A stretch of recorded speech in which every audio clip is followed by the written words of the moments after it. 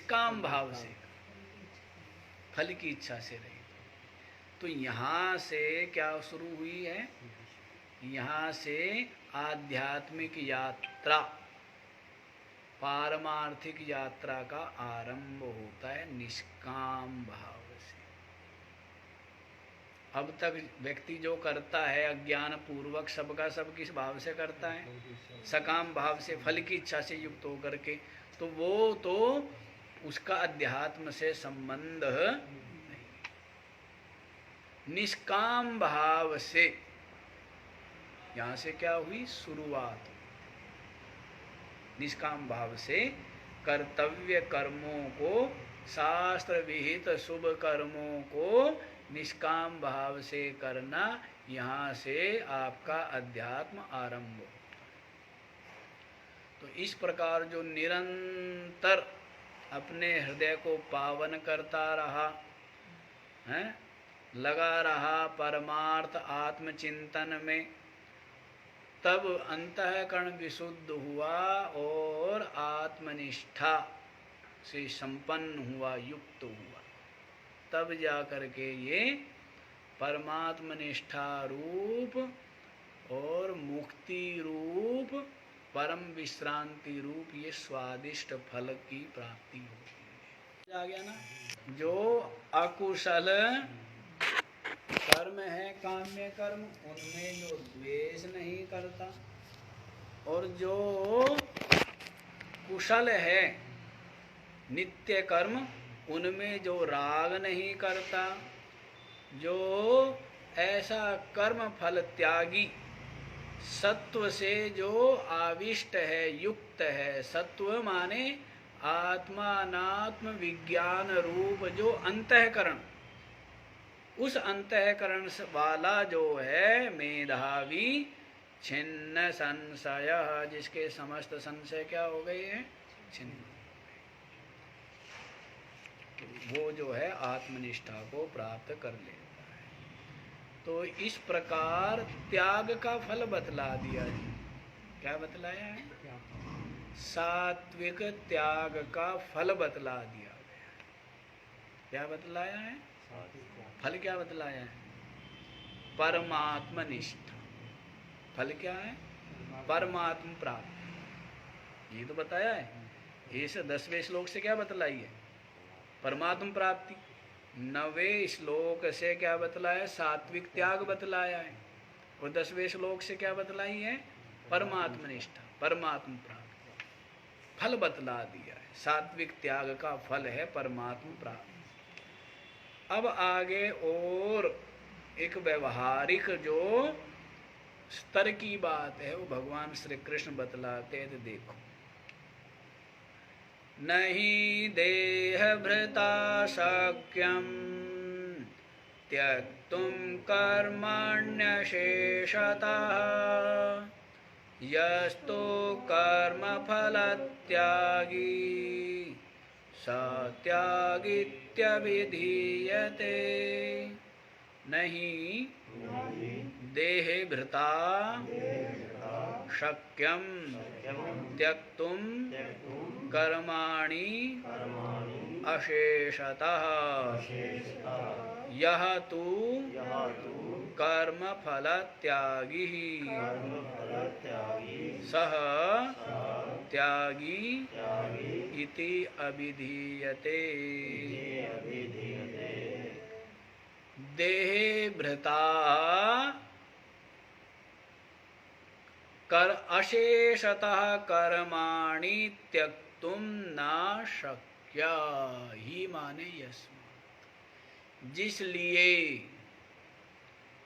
पूरा त्याग, सात्विक त्याग और सात्विक त्याग का फल, जो अंतिम फल परमात्म निष्ठा, वो बतलाने के पश्चात भगवान श्री कृष्ण फिर कहते हैं कि जो देह का भरण करने वाला है, अर्थात देहाभिमानी जो है, देहात्म बुद्धि जिसकी है, अज्ञानी, ज्ञानी की बात नहीं है, बात किसकी है?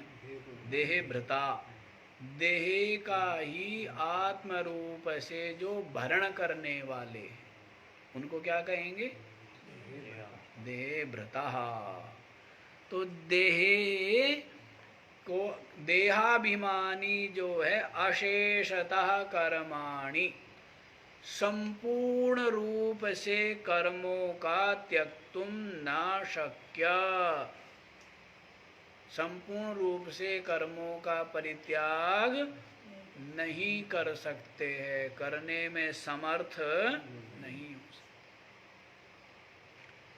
कोई भी देहाभिमानी अज्ञानी संपूर्ण रूप से, पूर्ण रूप से कर्मों का परित्याग करने में समर्थ नहीं हो सकता। शरीर से नहीं करेगा तो क्या करेगा?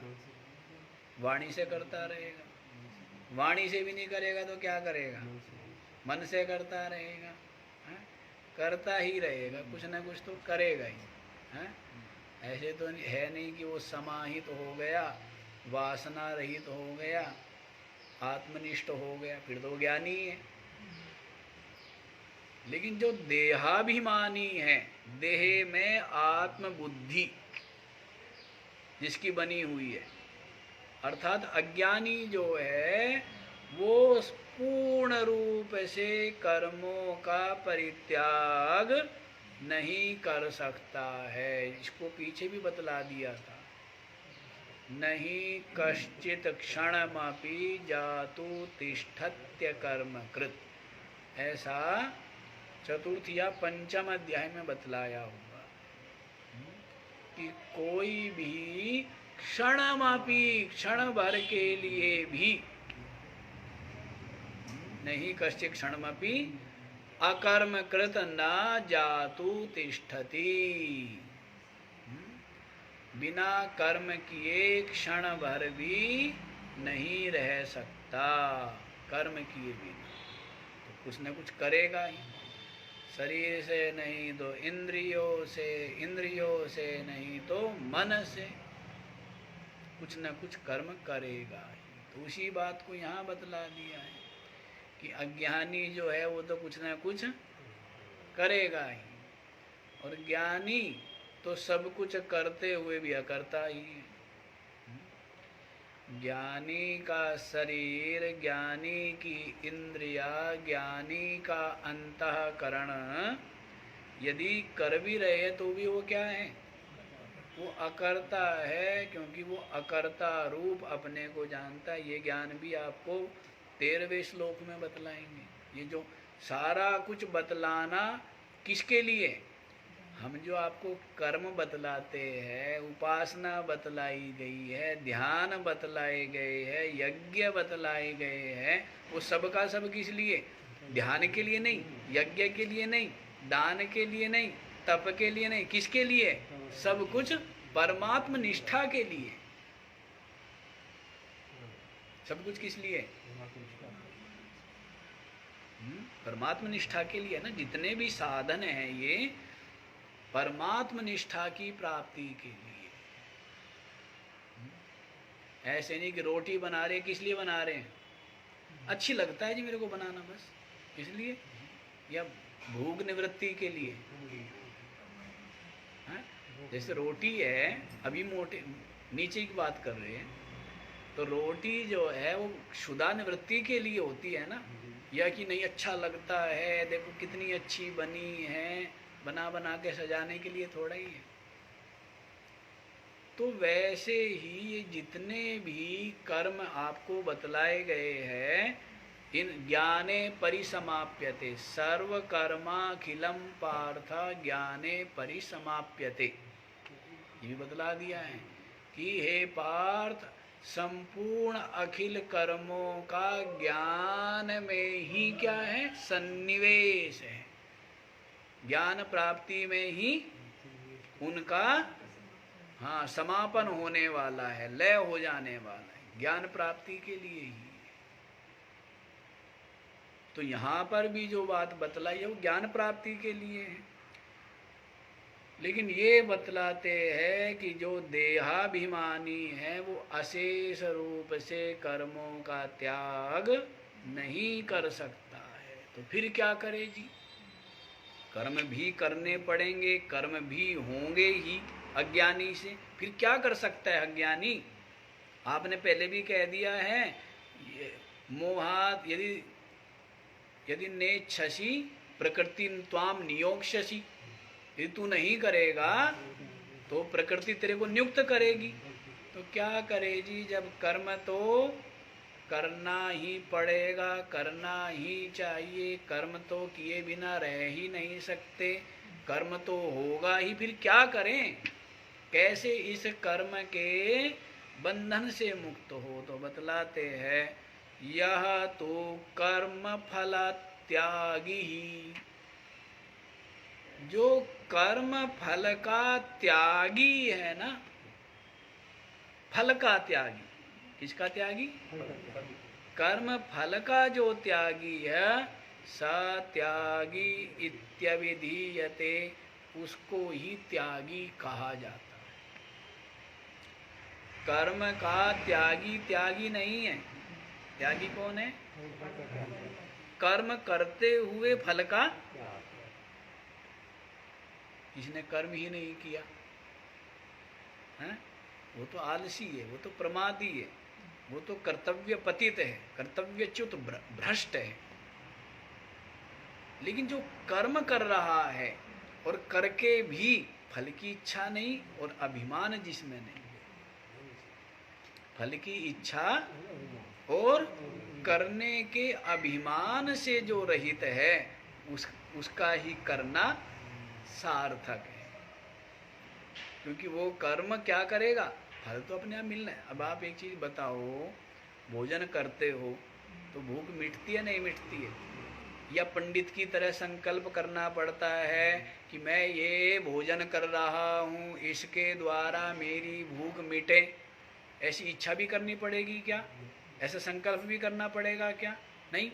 भोजन करेंगे तो भूख, तो वैसे ही फल न चाहते हुए भी कर्म करने से फल मिलता ही है ना।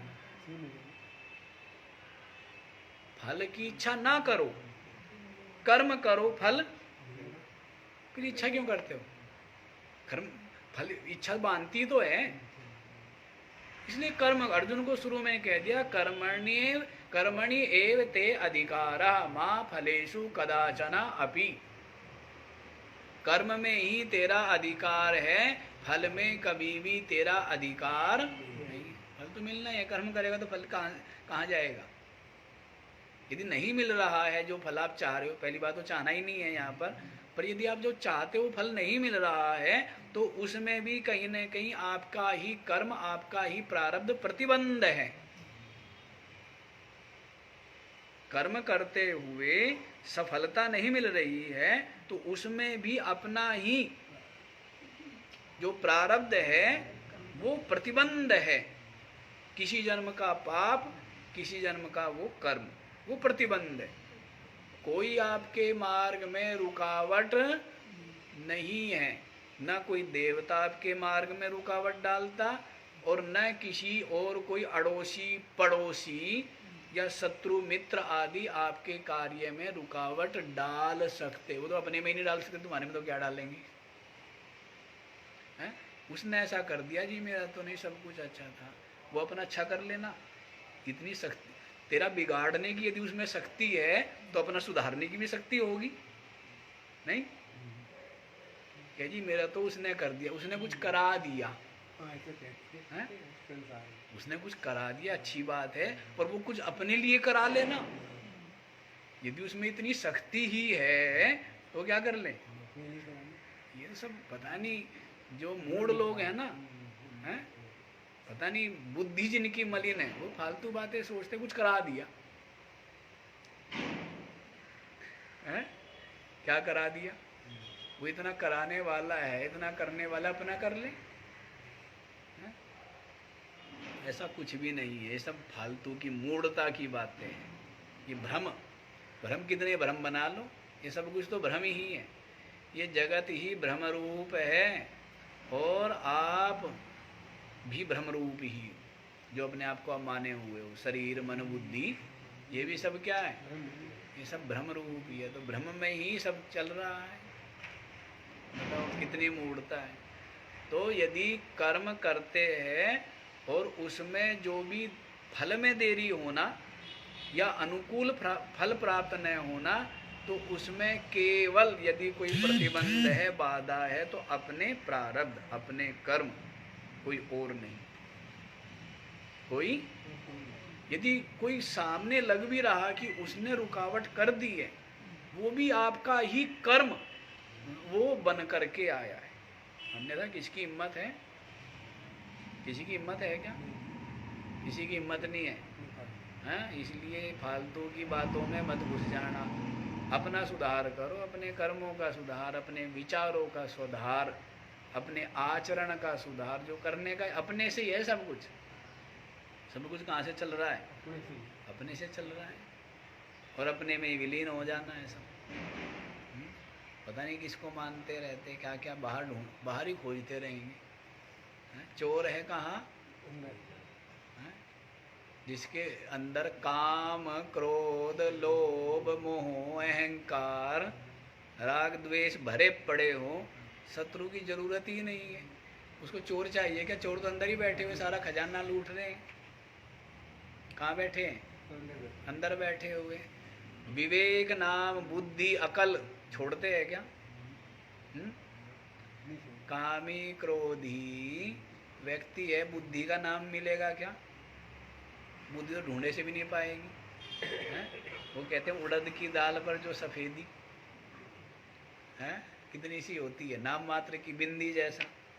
तो वैसे ही कामी, क्रोधी, लोभी, मोही, अहंकारी व्यक्ति के बुद्धि का निशान भी नहीं मिलेगा। अब वो बात अलग है, वो अपने आप को मानता सबसे बुद्धिमान है?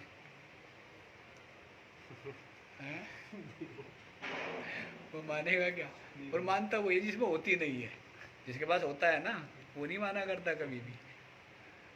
जिसके पास बुद्धि होगी वो तो कहेगा कि और सीखना है, और समझना है, और जानना है, और अनुभव करना है। और जिसके पास नहीं है ना, वो कहता मैं तो बिल्कुल ठीक हूँ, है? मैं तो वो जानता, मेरे को सब पता है। हाँ, अच्छा जी, यहीं पर आओ। तो जो कर्म फल का त्यागी है, सत्यागित्यभिधीयते, उसको ही त्यागी कहा जाता है। तो कर्म फल का त्याग, कर्म का त्याग नहीं करना है। वो तो पीछे रामचरितमानस का भी हमने दिया था कि सोचिए ग्रही जो मोह बस करई कर्म पथ त्याग। अपना जो कर्तव्य कर्म है, शास्त्र विहित शुभ कर्म, उसको करना ही चाहिए यथा योग्य शक्ति सामर्थ्य के अनुसार। हाँ, उस कर्म का जो फल है उसकी इच्छा न करके, फल की इच्छा से रहित होकर कर्म करने चाहिए। और जो कर्म छोड़ देता है अज्ञानी, यहाँ गृहस्थी की बात नहीं है, यहाँ पर तो क्या है, सभी अज्ञानी आ गए। जिनका भी देहात्म बुद्धि गलित नहीं हुई, देहाभिमान जिनका नष्ट नहीं हुआ है, सबके सब अज्ञानी हैं। और उनको शास्त्र विहित शुभ कर्म, कर्तव्य कर्म करने ही चाहिए, फल की इच्छा से। बस एक चीज, फल की इच्छा आसक्ति से रहित हो। जी यही तो नहीं सीखा, कर्म करना तो सीखा है, लेकिन फल की आसक्ति इससे रहित तो होके कर्म करना तो कहते सीखा ही नहीं। पशु के शरीर से आए, जैसे पशु की सारी प्रवृत्ति अपना स्वार्थ सिद्ध करने के लिए, जितना भी पशु पूंछ मारेगा, गर्दन हिलाएगा, पैरों से चलेगा, आंखों से देखेगा, सारी की सारी पशु की प्रवृत्ति किस लिए? स्वार्थ के लिए, शरीर का पोषण रक्षण इसके लिए ही है ना। बाकी उसको परोपकार या सेवा या दूसरे के हित अहित, अनुकूलता प्रतिकूलता, लाभ हानि से कोई संबंध है क्या उसका? अपने से ही मतलब है। तो क्या जी पशु योनि से आए हैं, वही पशुता बनी हुई है। तो मनुष्यता आ जाएगी सत्संग से। क्या आ जाएगी? मनुष्यता की। कर्तव्य कर्मों को करो, कोई आशा नहीं रखनी, कोई फल की इच्छा नहीं रखनी, कर्म करना है बस, फिर आनंद ही आनंद। अच्छा जी आगे देख लो। अनिष्टमिष्टमिश्रम च त्रिविधं कर्मणः फलम् भवत्यात्यागिनां प्रेत्य न तु सन्न्यासिनां क्वचित्। अनिष्टम इष्टम मिश्रम च त्रिविधं कर्मणः फलम् भवति अत्यागिनां प्रेत्य न तु सन्न्यासिनां क्वचित्। अनिष्टम इष्टम मिश्रम च त्रिविधं कर्मणा फलम। त्रिविधं कर्मणः फलम, तीन प्रकार के कर्म के फल है। क्या? तीन विध, त्रिविध जो है कर्म का फल होता है। अनिष्ट होगा या इष्ट होगा या फिर मिश्रित होगा। क्या होगा? मिश्रित होगा। अनिष्ट जो है वो क्या है? पाप रूप। इष्ट जो है वो पुण्य रूप है, और मिश्र जो है पाप और पुण्य दोनों से मिश्र है, मिला हुआ। तो अनिष्ट फल क्या है? पशु पक्षी आदि त्रियग योनियों की प्राप्ति, नीच योनि की प्राप्ति अनिष्ट फल है। और इष्ट फल क्या है? देव आदि शरीर की प्राप्ति, देवलोक आदि की प्राप्ति, ये इष्ट फल है। और मिश्र फल क्या है? मनुष्य शरीर की प्राप्ति। ये पाप पुण्य का मिश्रण से मनुष्य शरीर मिला हुआ है। तो पाप पुण्य का मिश्रण क्या? मनुष्य शरीर तो सुंदर है। सोई पावन सोई सुभग शरीरा, नर तन पाई भजे रघुवीरा। मनुष्य शरीर से ज्यादा सुंदर सब हिलाता रहता है। मनुष्य शरीर से ज्यादा सुंदर जो है क्या है? कोई नहीं। देवता भी चाहते मनुष्य शरीर मिले हम। क्यों? देव योनि भी केवल भोग योनि है, कर्म योनि तो केवल मनुष्य शरीर है। नाश कर लो या उत्थान कर लो। मलिन कर्म, मलिन विचार, मलिन बुद्धि रख के सत्यानाश कर लो अपना। पवित्र मन, पवित्र विचार, पवित्र आचरण, उसके द्वारा क्या कर लो? उत्थान कर लो। ब्रह्म रूप हो सकता है। देवता में परमात्म प्राप्ति की योग्यता नहीं है, और मनुष्य शरीर में परमात्म प्राप्ति की योग्यता है। केवल किस शरीर में है? केवल मनुष्य शरीर में। न देव, न दानव, न पशु, न पक्षी, किसी भी शरीरों में परमात्म प्राप्ति की योग्यता संभव नहीं। तो देवता भी चाहते मनुष्य शरीर मिल जाए, बन बन करके आते हैं मनुष्य शरीर धारण करके। और किसी संत का, ब्रह्मनिष्ठ महात्मा का सानिध्य मिल जाए, जिससे हमारा आत्मचिंतन करके आत्म कल्याण। देवता भी चाहते हैं। तो ऐसा सुंदर समागम हम लोगों को सुलभ ही है। तो इसलिए कितना सौभाग्य और पुण्य की बात। तो पुण्य है ना बोलते हैं ना कि ना तपसा ना अल्प तपसा फलम। ये थोड़े तप का फल नहीं है, बहुत बड़े तप का फल। ज्ञान, प्रकाश। अंधेरा जो है वो पाप का फल है। टकराते रहो, भयभीत बने रहो, ठोकर वोकर, गड्ढे में पैर पड़ना, भय भय। अंधकार तो भय रूप है, और प्रकाश क्या है? अभय रूप है ना, नहीं? अभय रूप। तो वैसी अज्ञान तो भय प्रदाता है, और आत्मज्ञान ये तो समस्त भय से मुक्त हो जाता है, ब्रह्म रूप। तो देखो जी क्या कहते, अनिष्टम, अनिष्ट फल, फलम, इष्टम फलम और मिश्रम फलम त्रिविधा कर्मणा, कर्म के ये 3 फल बतला दिए, अनिष्ट फल, इष्ट फल और मिश्र फल। अनिष्ट फल क्या है? पशु पक्षी आदि योनि की प्राप्ति, नरक की प्राप्ति। और इष्ट फल क्या है?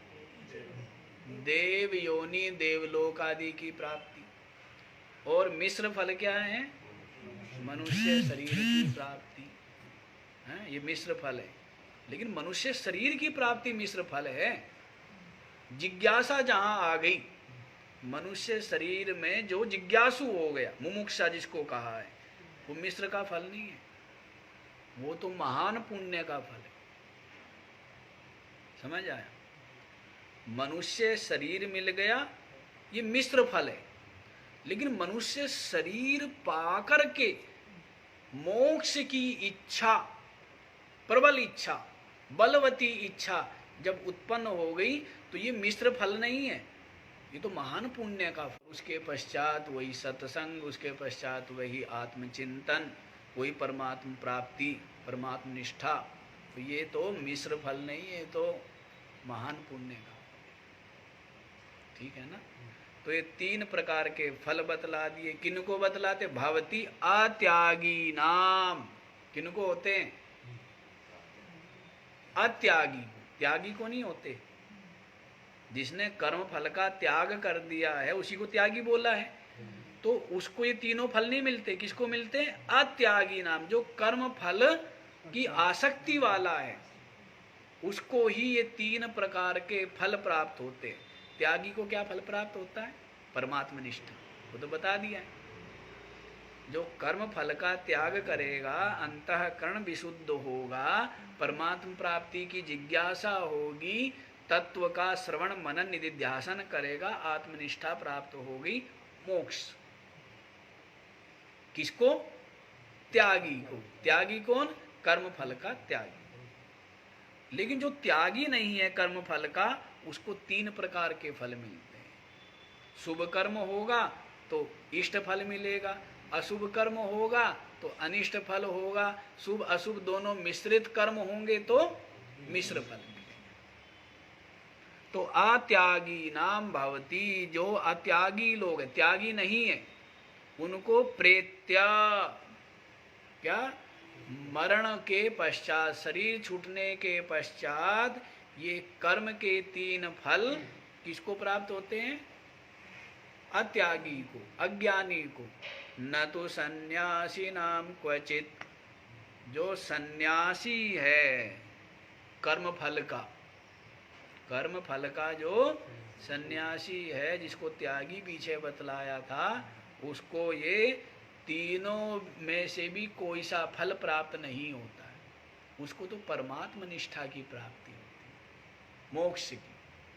और ये बारंबार कभी इष्ट, कभी अनिष्ट, कभी मिश्र।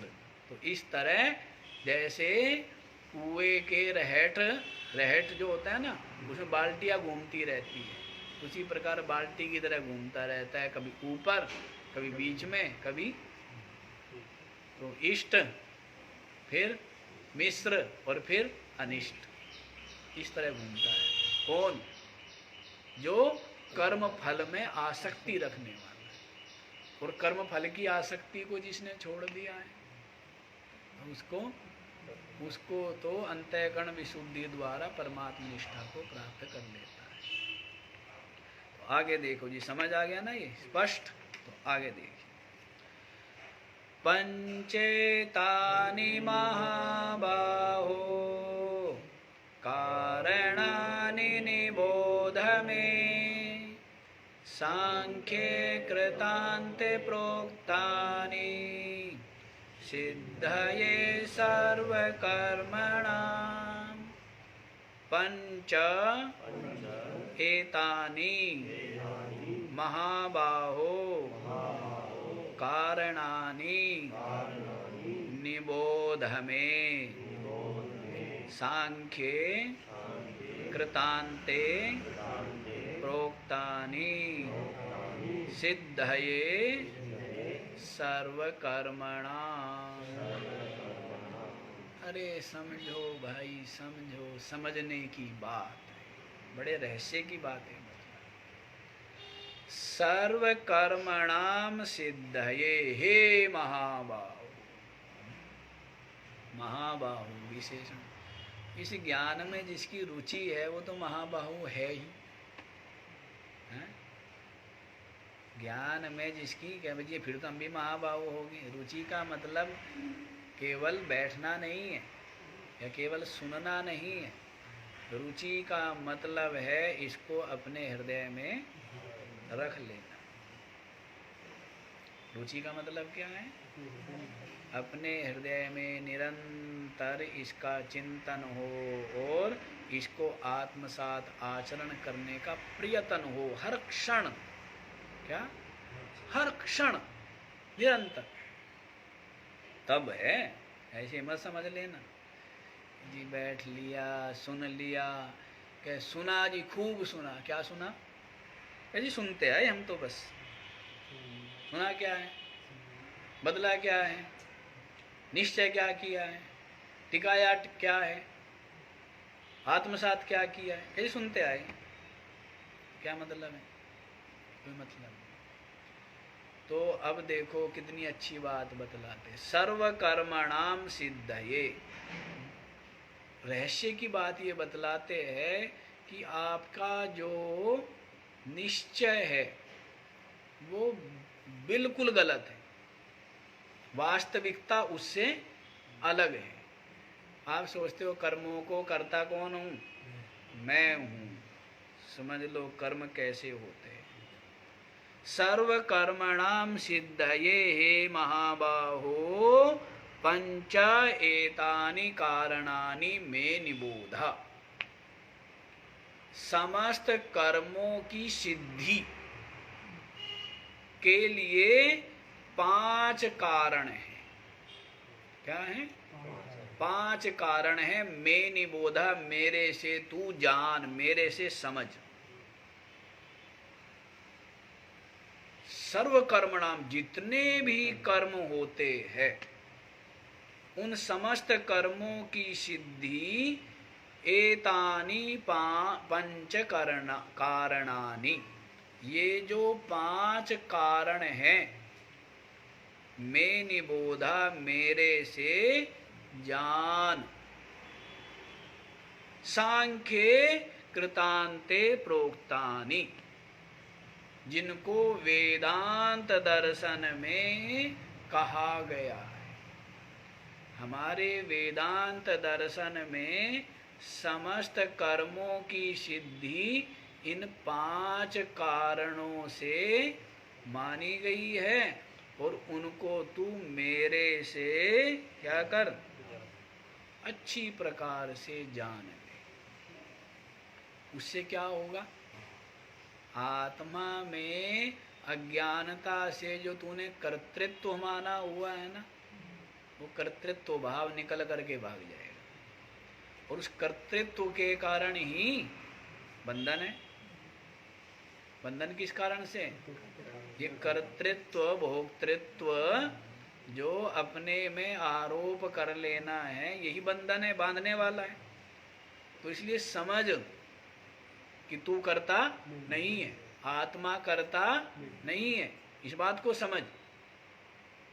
वास्तव में समस्त कर्म इन 5 कारणों से होते हैं।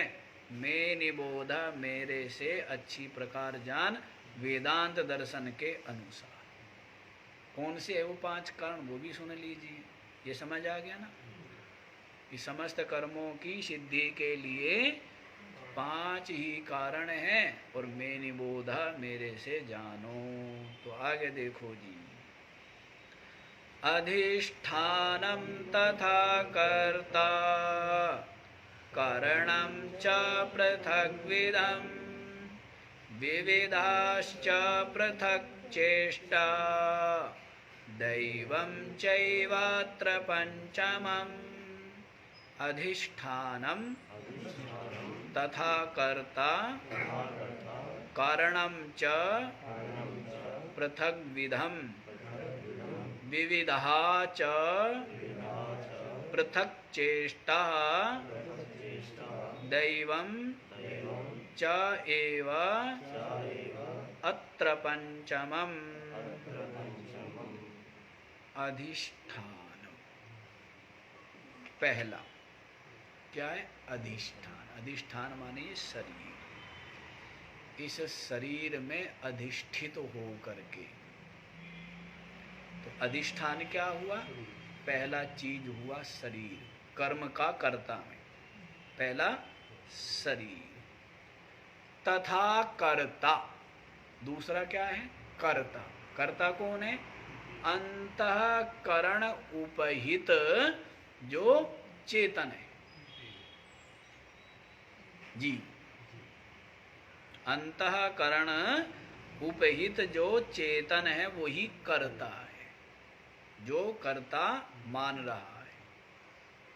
दो हो गए, शरीर, अंतःकरण उपहित चेतन, कर्ता। दो।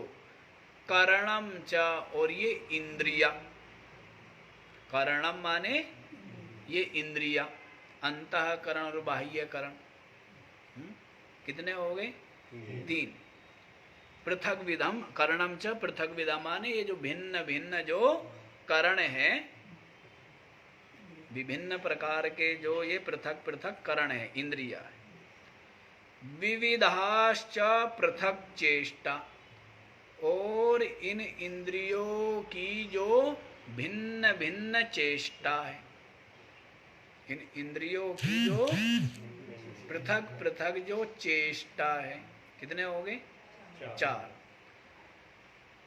दैवम च, और जो इन इंद्रियों का अनुग्राहक जो देव है, इन इंद्रियों का अनुग्राहक जो देव है।